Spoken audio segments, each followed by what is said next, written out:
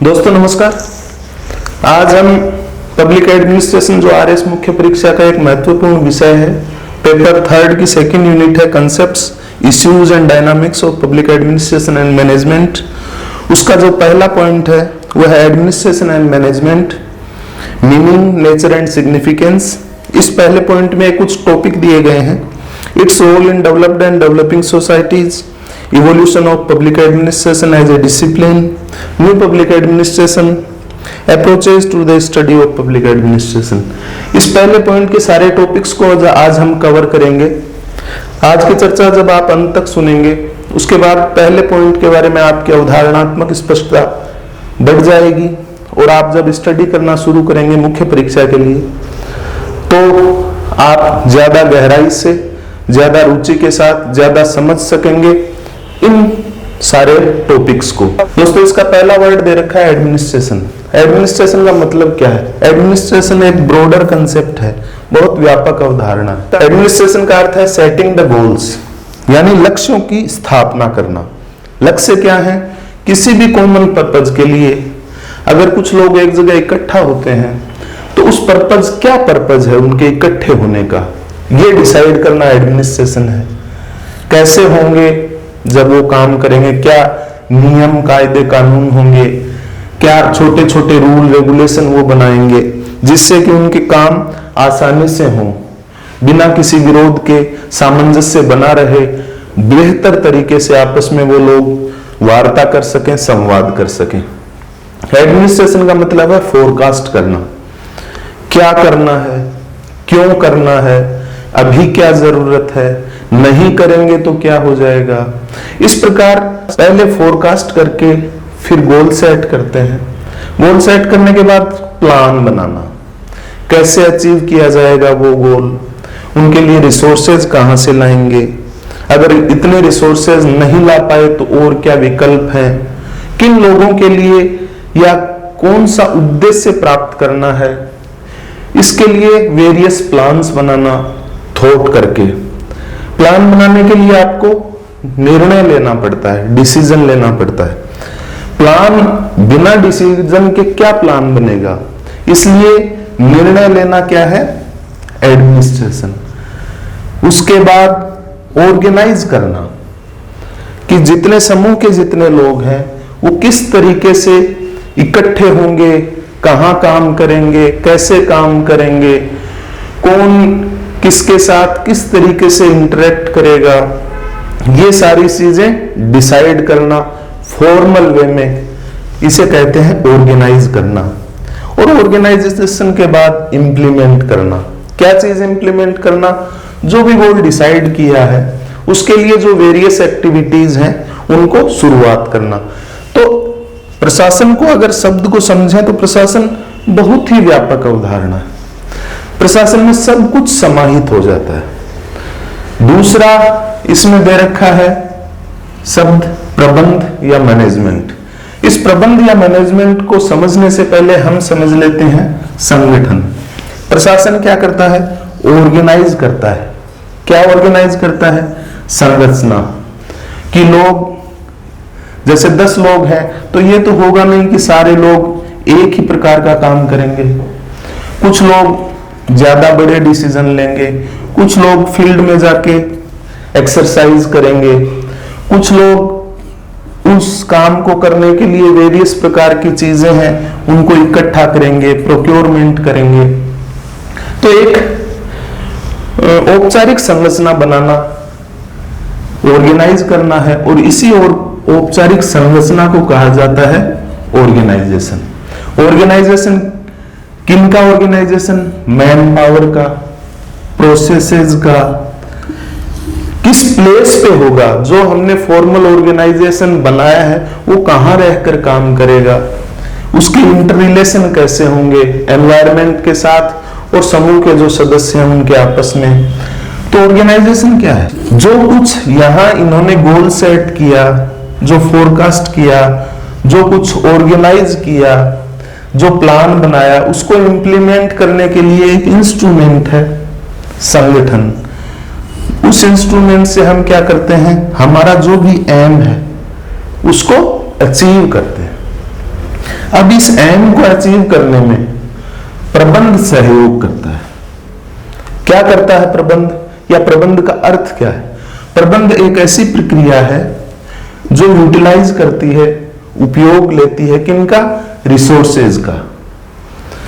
क्योंकि किसी भी गोल को प्राप्त करने के लिए, किसी एम को अचीव करने के लिए, वेरियस प्रकार की प्रोसेसेस के लिए बहुत सारे संसाधनों की जरूरत है।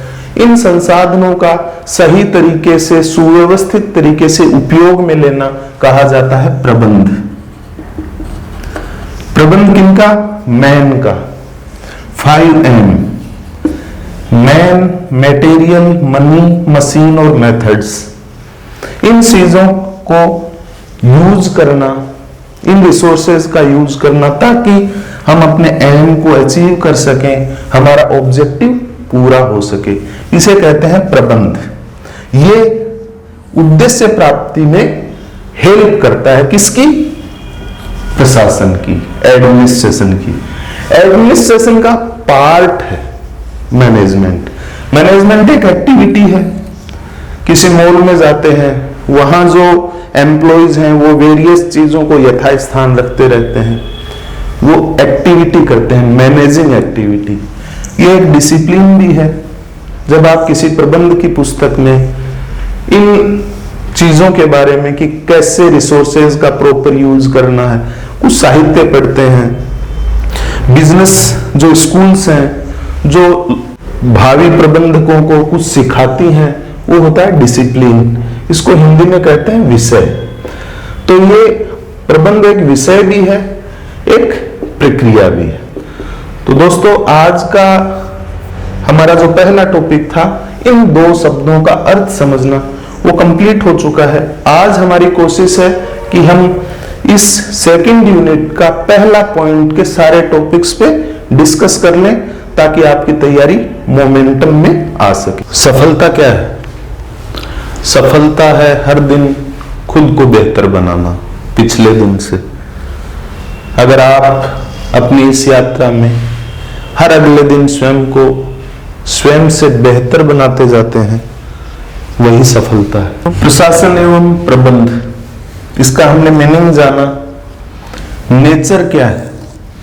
नेचर को हिंदी में कहते हैं प्रकृति। जैसे आप अपने दोस्त से किसी तीसरे व्यक्ति के बारे में पूछते हैं कि उसकी प्रकृति क्या है, वो नेचर क्या है, मतलब वो गुस्सैल है या हमेशा अपने चेहरे पर मुस्कुराहट बनाए रखता है, मिलनसार है, एक्सट्रोवर्ट है या इंट्रोवर्ट है। वैसे ही प्रशासन की प्रकृति का अर्थ है, प्रशासन एक एक्शन है, एक काम है, एक एक्टिविटी है। काम या एक्टिविटी की प्रकृति या नेचर का अर्थ है कि उस जो ये एडमिनिस्ट्रेशन नामक जो कार्य है, इसमें कौन कौन सी एक्टिविटीज शामिल है। इसमें क्या केवल डिसीजन लेना शामिल है, या उस डिसीजन को इंप्लीमेंट करने वाले काम भी शामिल है। तो ऐसे कौन कौन से काम हैं जिनको हम प्रशासन कह सकते हैं, वही है प्रशासन की प्रकृति। प्रशासन की प्रकृति के संदर्भ में दो व्यू हैं। कुछ विचारक कहते हैं कि जो किसी भी ऑर्गेनाइजेशन में, किसी भी संगठन में जो उच्च स्तर के लोग हायरार्की में, संगठन के पद सोपान में उच्च पदों पर बैठे हुए पदाधिकारी या व्यक्ति जो काम करते हैं, जैसे प्लान बनाना, डिसीजन लेना, फोरकास्ट करना, इन्हीं को केवल लोक प्रशासन के कार्य कहा जा सकता है। और इसे कहते हैं संकुचित दृष्टिकोण। यानी प्रकृति के संदर्भ में दो दृष्टिकोण हैं विचारकों के। कुछ विचारक कहते हैं कि प्रशासन की प्रकृति में केवल उच्च स्तरीय पदों द्वारा संपादित किए जाने वाले कार्य शामिल किए जाते हैं। एक दृष्टिकोण है इसका एकीकृत दृष्टिकोण। एकीकृत दृष्टिकोण का अर्थ है कि किसी भी संगठन में हर व्यक्ति द्वारा किया गया काम प्रशासन कहलाता है। चाहे वो फोरकास्ट करना हो, चाहे किसी भी संगठन में जो व्यक्ति उस संगठन के, जहां वो संगठन स्थित है, काम करता है, वहां चाहे वो झाड़ू लगाने का काम कर रहा हो, चाहे उच्चाधिकारियों को पानी पिलाने का काम कर रहा हो, चाहे डेस्क को साफ कर रहा हो, चाहे लेटर टाइपिंग कर रहा हो, ये सारे काम लोग प्रशासन में शामिल किए जाते हैं। इसको कहा जाता है प्रशासन का एकीकृत दृष्टिकोण। अब है इसकी सिग्निफिकेंस या मैनेजमेंट। मैनेजमेंट की प्रकृति का अर्थ है कि मैनेजमेंट कौन कौन से काम करता है। तो मैनेजमेंट का काम बेसिकली जो अवेलेबल रिसोर्सेज हैं, चाहे वो मैन पावर है, चाहे मटेरियल है, चाहे मनी है, चाहे मशीनरी है और चाहे मेथड्स हैं, उनका इफेक्टिव वे में यूटिलाइजेशन। अगर इफेक्टिव वे में यूटिलाइजेशन नहीं किया जाता है तो उसे कहते हैं कमजोर मैनेजमेंट। अगर इफेक्टिव और एफिशिएंट वे में कहते हैं तो उसे कह देंगे हम एफिशिएंट मैनेजमेंट। तो मैनेजमेंट का मतलब है कि एडमिनिस्ट्रेशन ने जो फोरकास्ट किया, जो डिसीजन लिए, जो डिसाइड किया कि ये गोल हासिल करना है, उसके बाद इसने संसाधन प्रोवाइड करवा दिए मैनेजमेंट को, और ये मैनेजमेंट उन संसाधनों का उपयोग करके जो एम है, गोल है या इसको पर्पज कहें, इस पर्पज को अचीव करता है वेरियस प्रकार के एक्टिविटीज के माध्यम से। कौन सी एक्टिविटीज? जो भी संगठन के सदस्य हैं उनको मोटिवेट बनाए रखना, उनका मोरल बूस्टअप रखना, उनके साथ आपस में इफेक्टिवली कम्युनिकेट करना, अवेलेबल जो रिसोर्सेज हैं उनका प्लान्ड वे में यूटिलाइज करना, फिर जो भी प्रोडक्ट या सर्विस इसने पैदा की है ऑर्गेनाइजेशन ने, उसको सेल करना, एडवर्टीजमेंट करना, उसका प्रमोशन करना, उसमें बेटरमेंट करना रेगुलर वे में। यही है मैनेजमेंट। अगर सिग्निफिकेंस की बात करें एडमिनिस्ट्रेशन के, तो एडमिनिस्ट्रेशन को हम कह सकते हैं कि एडमिनिस्ट्रेशन है क्या और क्यों, व्हाट एंड व्हाई।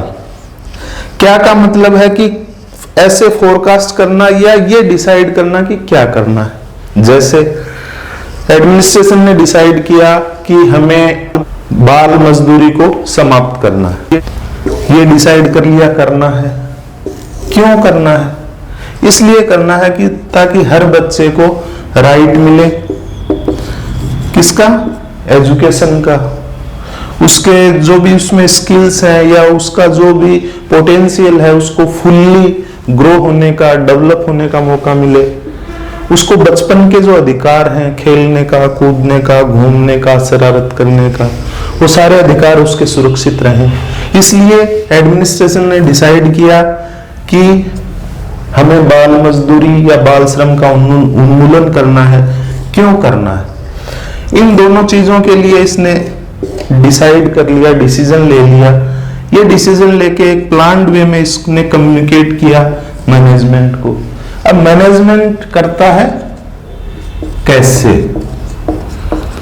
ये करता है doing, what and why decide करना, और फिर उसको कैसे करना है ताकि ये जो गोल डिसाइड किया है बाल श्रम उन्मूलन का, इसका, इस एम का, इस ऑब्जेक्टिव का अचीवमेंट हासिल किया जा सके। तो अगर मैनेजमेंट और एडमिनिस्ट्रेशन दोनों एक दूसरे के सप्लीमेंट्री, दोनों एक दूसरे के साथ काम करते हैं। एडमिनिस्ट्रेशन अगर फोरकास्ट या इफेक्टिव डिसीजन नहीं लेता है तो मैनेजमेंट की सिग्निफिकेंस कम हो जाती है। क्यों? क्योंकि एडमिनिस्ट्रेशन द्वारा डिसाइड किए गए एम या ऑब्जेक्टिव को प्राप्त करने का एक साधन है। ये मैनेजमेंट जो साधन है वो एक उपकरण का सहारा लेता है जिसे हम कहते हैं संगठन। तो संगठन, प्रशासन और प्रबंध, ये तीन ऐसी इंटरकनेक्टेड चीजें हैं। और हम जनरली जब परीक्षाओं में कुछ लिखते हैं तो इंटरचेंजेबली लिख देते हैं। जब आप इन तीनों शब्दों की स्पष्ट, इनके बीच में क्या भिन्नता है, इस चीज को नहीं समझोगे तो लोक प्रशासन को सही दृष्टिकोण से, व्यापक तरीके से समझ पाने में सहायता नहीं मिलेगी। इसलिए शुरू से ही जो कीवर्ड्स हैं, हर सब्जेक्ट के कुछ कीवर्ड्स होते हैं, उन कीवर्ड्स को फुल एग्जैक्ट मीनिंग के साथ उसको फुल्ली अंडरस्टैंड करना बहुत जरूरी है। इस यूनिट का अगला टॉपिक है एडमिनिस्ट्रेशन और मैनेजमेंट का role in developed and developing societies. जो डेवलप्ड सोसाइटीज हैं उनमें एडमिनिस्ट्रेशन बेसिकली, यहां अगर हम एडमिनिस्ट्रेशन को एज पब्लिक एडमिनिस्ट्रेशन लिखें तो ज्यादा बेटर होगा, लेकिन चूंकि सिलेबस में यही शब्द दे रखा है एडमिनिस्ट्रेशन एंड मैनेजमेंट, इसके मीनिंग, फिर इसके सिग्निफिकेंस, नेचर और उसके आगे role in developed and developing societies, तो हम एडमिनिस्ट्रेशन को मान लेते हैं एक तरह से पब्लिक एडमिनिस्ट्रेशन जो पब्लिक अफेयर्स को मैनेज करता है। दोस्तों, डेवलप्ड सोसाइटीज जो है वहां इसका जो बेसिक पर्पस है कि आपस में वेरियस प्रकार के जो ऑर्गेनाइजेशंस हैं, चाहे वो गवर्नमेंट सेक्टर में काम कर रहे हैं चाहे प्राइवेट सेक्टर में काम कर रहे हैं, उनको इफेक्टिवली कोऑर्डिनेट करना, एक प्लान बनाना लंबा, जिसको पर्सपेक्टिव प्लानिंग बोलते हैं। वेरियस प्रकार के ऑर्गेनाइजेशन विभिन्न प्रकार के रिसोर्सेज का इफेक्टिव वे में कैसे यूटिलाइज करें, यानी ये डेवलपिंग कंट्रीज में कोऑर्डिनेटिंग अथॉरिटी के रूप में काम करता है। क्यों? क्योंकि जो डेवलप्ड कंट्रीज हैं, डेवलप्ड कंट्रीज में मार्केट इकोनॉमी है, बहुत सारी सर्विसेज और प्रोडक्ट्स मार्केट के ऊपर निर्भर हैं, लोग रिच हैं, परचेजिंग पावर ज्यादा है, क्वालिटी गुड्स और सर्विसेज का डिमांड करते हैं, और वहां जो प्राइवेट सेक्टर की जो एंटरप्राइजेज हैं, जो यूनिट्स हैं, वो भी इतने डेवलप हो चुके हैं कि वो हर प्रकार की जो सर्विसेज और प्रोडक्ट्स हैं वो ग्राहकों को, कंज्यूमर्स को, कस्टमर्स को अवेलेबल करवाने में सक्षम है। तो यहाँ केवल डेवलप्ड कंट्रीज में इसका रोल सीमित हो जाता है। जो इंटरनेशनल रिलेशंस मान लो, विभिन्न देशों के साथ आपसी वार्ता करना, रणनीतिक निर्णय लेना, आर्थिक नीति बनाना, देश की सुरक्षा व्यवस्था को सुदृढ़ बनाए रखना, आंतरिक शांति और सौहार्द बनाए रखना, कानून और व्यवस्था बनाए रखना। मैनेजमेंट की जहां तक बात है, मैनेजमेंट रिसोर्सेज का ऑप्टिमम यूटिलाइजेशन हो सके, मॉडर्न फंडामेंटल टेक्निक्स, प्रोसेसेस उन्हीं पे टिका है। तो डेवलप्ड कंट्रीज में मैनेजमेंट का रोल बहुत ज्यादा बढ़ गया है, और हम जो अभी देख रहे थे इनकी सिग्निफिकेंस के बारे में कि डेवलप्ड कंट्रीज में केवल और केवल व्हाट एंड व्हाई यही करता है एडमिनिस्ट्रेशन, और कैसे ये सब कुछ डिसाइड करता है मैनेजमेंट। लेकिन अगर डेवलपिंग कंट्रीज की बात करें तो एडमिनिस्ट्रेशन व्हाट एंड व्हाई का रोल तो अदा करता ही करता है, लेकिन चूंकि डेवलपिंग कंट्रीज में प्राइवेट सेक्टर ना इतना ग्रो कर चुका होता है, डिस्पेरिटी बहुत ज्यादा है सोसाइटी में, इसलिए सोसाइटी की डिस्पेरिटी को कम करने के लिए, इक्वेलिटी सुनिश्चित करने के लिए, जो डेप्रीविएशन के शिकार हैं लोग, उनको समाज की मुख्य धारा में लाने के लिए ये स्वयं भी एडमिनिस्ट्रेशन बहुत सारे काम करता है, चाहे वो एजुकेशन हो, चाहे हेल्थ हो, चाहे एनवायरमेंट एम्पावरमेंट हो, चाहे एम्प्लॉयमेंट हो। डेवलपिंग सोसाइटीज में एडमिनिस्ट्रेशन को एक मॉडल एम्प्लॉयर माना जाता है, और ये मॉडल एम्प्लॉयर डिसाइड करता है कि एक एम्प्लॉय को क्या मिलना चाहिए, उसके वर्किंग आवर्स कैसे होने चाहिए। यानी एडमिनिस्ट्रेशन मैनेजमेंट को रेगुलेट भी करता है, जबकि डेवलप्ड जो सोसाइटीज हैं, यहाँ सोसाइटीज का अर्थ बेसिकली कंट्रीज से है, तो जो डेवलप्ड कंट्रीज हैं वहां एडमिनिस्ट्रेशन एक तरह से लेसेस फेयर के सिद्धांत पर काम करता है, यानी ये मानता है कि मार्केट सब कुछ करने में सक्षम है। एक पब्लिक चॉइस थ्योरी हमने चर्चा की थी एक दिन, यहां डेवलप्ड कंट्रीज में पब्लिक चॉइस थ्योरी का प्रचलन हो चुका है, जहां यह माना जाता है कि व्यक्ति स्वयं स्वहित को सर्वश्रेष्ठ तरीके से समझता है, उसके समक्ष ज्यादा से ज्यादा विकल्प होने चाहिए, और वो अपनी परचेजिंग पावर के हिसाब से सर्वश्रेष्ठ विकल्प का चुनाव कर लेगा, चूंकि एक से ज्यादा विकल्प होंगे तो उनमें कॉम्पिटिटिवनेस रहेगी, उसके कारण से प्रोडक्ट और सर्विसेज की क्वालिटी में सुधार होगा। सारे जो संगठन है उसकी इनपुट कॉस्ट में कमी करेंगे और एक सही प्राइस पर सामान, वस्तुएं या सेवाएं ग्राहकों को उपलब्ध रहेंगी। लेकिन डेवलपिंग जो कंट्रीज या सोसाइटीज हैं वहां अभी तक इस प्रकार का वातावरण बना नहीं है। लोग बहुत प्रकार की विषमताओं के शिकार हैं। अगर जैसे भारत की बात करें तो रूरल अर्बन में बहुत ज्यादा डिवाइड है।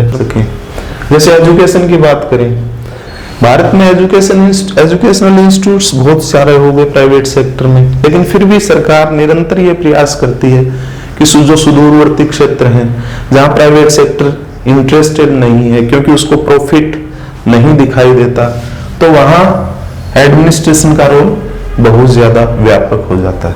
लेकिन जब से न्यू पब्लिक मैनेजमेंट आया है तब से डेवलपिंग सोसाइटीज भी इस बात का प्रयास कर रही हैं कि धीरे धीरे कॉम्पिटिटिवनेस बढ़ाई जाए, धीरे धीरे राज्य के आकार को कम किया जाए और जो डेवलप्ड सोसाइटीज हैं उनमें जो सरकार जिस तरीके से रोल अदा कर रही है वही रोल अदा किया जाए। एडमिनिस्ट्रेशन ज्यादा से ज्यादा एफडीआई के लिए प्रयासरत है कि फॉरेन डायरेक्ट इन्वेस्टमेंट हो तो रोजगार का सृजन हो, नई टेक्निक्स आए, नई मैनेजमेंट प्रैक्टिसेस आए। यहाँ मैनेजमेंट डेवलपिंग जो सोसाइटीज हैं इनमें मैनेजमेंट प्रैक्टिसेस आधुनिक बनने लग गई हैं। भारत के जो मैनेजमेंट इंस्टीट्यूट्स हैं वो भी धीरे धीरे विश्व विख्यात होते जा रहे हैं और भारत की बहुत सारी कंपनियां इस समय वैश्विक स्तर पर मल्टीनेशनल कंपनीज का आकार ले चुकी हैं। लेकिन फिर भी एडमिनिस्ट्रेशन का रोल डेवलपिंग सोसाइटीज में बहुत महत्वपूर्ण है, क्योंकि जो समानता, समता, न्याय जैसे हमारे वर्ड लिखे हुए हैं प्रीएम्बल्स में, उन प्रीएम्बल्स के आदर्शों की पूर्ति बिना लोक प्रशासन के पॉसिबल नहीं। इस यूनिट के पहले पॉइंट का अगला टॉपिक है evolution of public administration as a discipline. कि प्रैक्टिस के रूप में, एक व्यवसाय के रूप में तो लोक प्रशासन या प्रशासन सदियों से प्रचलित है। जब से व्यक्ति ने समूह में रहना शुरू किया है वहां कोई न कोई आपस में कोऑर्डिनेशन रहा है, कोई न कोई उनका प्राइमरी ऑब्जेक्टिव रहा है जिसके आधार पर लोगों ने समूह की स्थापना की। तो एडमिनिस्ट्रेशन की शुरुआत हो जाती है समूह स्थापना के साथ। लेकिन एक विषय के रूप में पब्लिक एडमिनिस्ट्रेशन की अगर शुरुआत की बात की जाए तो इसकी शुरुआत मानी जाती है 1887 से। 1887 में वुडरो विल्सन ने क्रांतिकारी विचार प्रस्तुत किया कि नीति और उसका क्रियान्वयन दोनों अलग चीजें हैं। अगर पब्लिक इंटरेस्ट को बनाए रखना है, बढ़ाना है, तो हमें नीति को पृथक करना होगा क्रियान्वयन से, या उल्टा कहें कि हमें क्रियान्वयन को नीति से अलग करना होगा। उसके पीछे फंडामेंटल जो इश्यू था वो ये था कि यूएस में उस समय तक स्पॉइल सिस्टम था। जो भी राजनीतिक दल, चाहे वो डेमोक्रेट हो चाहे रिपब्लिकन हो, जब वो सत्ता में आते थे तो हर संगठन के लगभग सारे पदों पर अपने जो राजनीतिक कार्यकर्ता थे उनको नियुक्त कर देते थे, जिससे पब्लिक इंटरेस्ट फुलफिल नहीं हो पाता था, बल्कि पॉलिटिकल इंटरेस्ट की तरफ चीजें बढ़ जाती थी। तो उसी पॉलिटिकल इंटरेस्ट को एक पब्लिक इंटरेस्ट के रूप में डेवलप करने के लिए इन्होंने कहा कि हमें एक साइंस डेवलप करनी होगी पब्लिक एडमिनिस्ट्रेशन की, एक अलग विषय के रूप में इसकी शुरुआत करनी होगी, ताकि इस पे ज्यादा से ज्यादा रिसर्च हो, ज्यादा से ज्यादा एक्सपेरिमेंट हो, हम ज्यादा से ज्यादा ऐसी टेक्निक्स और ऐसी प्रोसेसेस और प्रैक्टिसेस डेवलप कर सकें ताकि पॉलिसी का इफेक्टिव इम्प्लीमेंटेशन होकर और पब्लिक इंटरेस्ट को सर्व किया जा सके। इन्होंने विचार प्रस्तुत किया।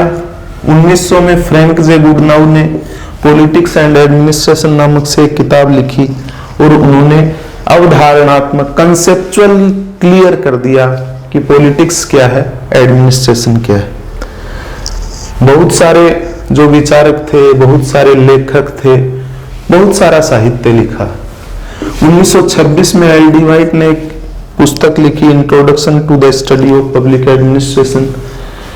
उस पुस्तक को माना गया कि ये लोक प्रशासन के विषय की एक ऐसी पुस्तक है, फॉर्मल पुस्तक, जिसने लोक प्रशासन के बारे में संपूर्ण स्पष्टता स्थापित कर दी है और इस बात को साबित कर दिया है कि लोक प्रशासन राजनीति से अलग विषय है, इसके प्रिंसिपल्स अलग हैं, इसके प्रोसेसेस अलग हैं, इसके काम करने के तरीके अलग हैं। जो प्रशासक हैं उनको अलग प्रकार के वैल्यूज रखनी पड़ती हैं। बेसिकली इस दौर में वैल्यू और फैक्ट का भी दौर था। वैल्यू का मतलब माना गया विल, यानी पॉलिटिक्स रिप्रेजेंट करती है विल को। किसकी विल?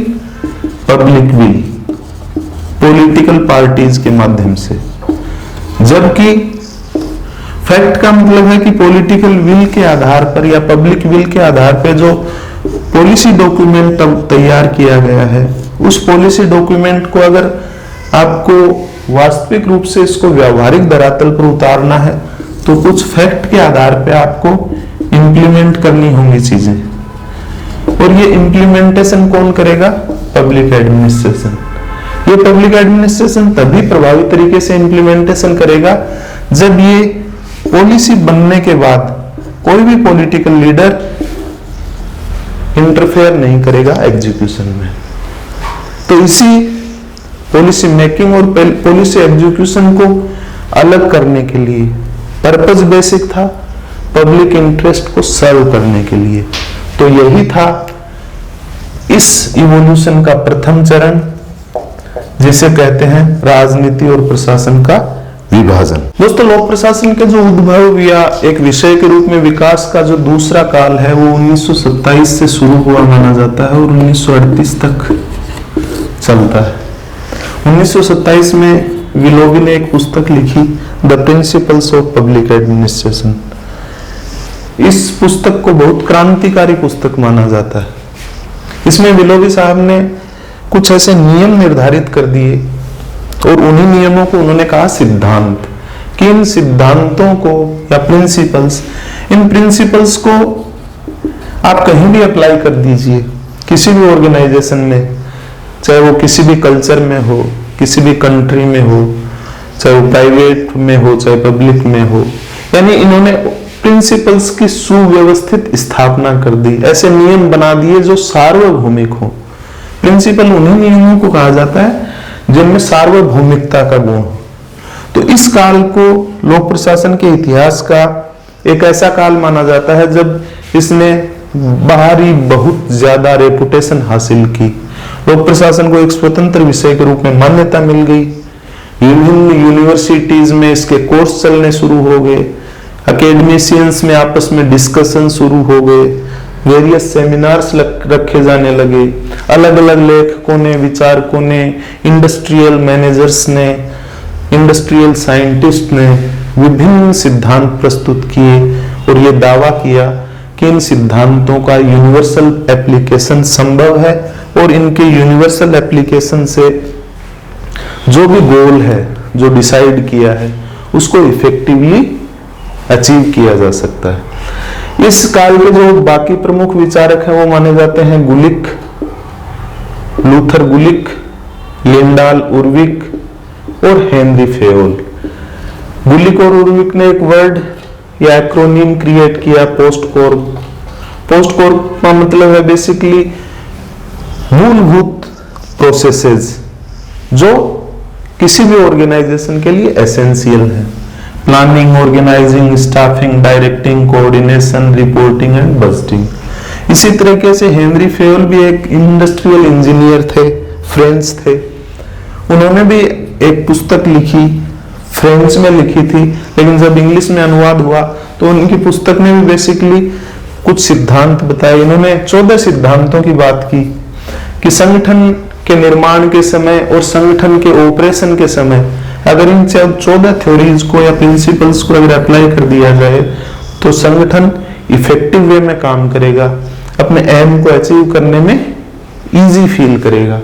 जैसे उन्होंने कहा हायरार्कियल सिस्टम होना चाहिए, एस्पिरिट डी कोर्प्स होना चाहिए, मतलब टीम भावना होनी चाहिए, डायरेक्शन कैसे हो, यूनिटी ऑफ कमांड हो, ऐसे उन्होंने 14 सिद्धांत बताए जो किताब में लिखे हुए हैं। तो इस काल में लोक प्रशासन ने एक ऐसी ऊंचाई हासिल कर ली कि सब विचारकों के, सब पॉलिटिकल थिंकर्स थे, इंडस्ट्रियल थिंकर्स थे, मैनेजरियल थिंकर्स थे, मैनेजमेंट थिंकर्स थे, सबका ध्यान गया इस बात पर और लोगों ने अलग अलग रिसर्च शुरू कर दिए। इस सिद्धांत शब्द की जो वैधता थी उस पर रिसर्च करना शुरू किया और फिर आया चुनौतियों का काल।